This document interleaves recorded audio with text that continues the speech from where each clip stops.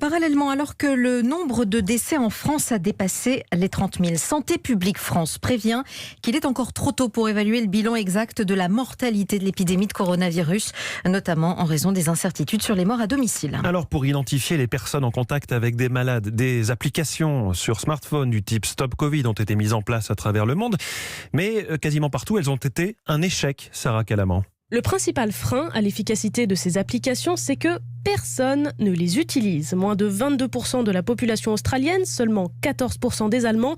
En France, c'est encore moins. 3% des habitants ont adopté Stop Covid. Ces faibles taux de téléchargement n'expliquent pas tout. Il y a aussi la technologie utilisée pour recenser les cas contacts d'un malade.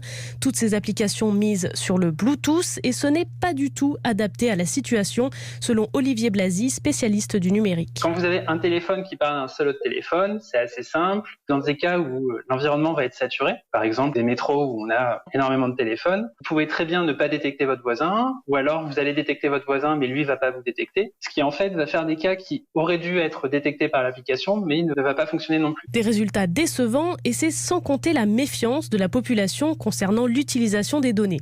La CNIL, le gendarme de la vie privée numérique des Français, demande d'ailleurs au gouvernement de clarifier l'utilisation de certaines informations sur les rares utilisateurs de l'application Stop Covid. Sarah Calaman.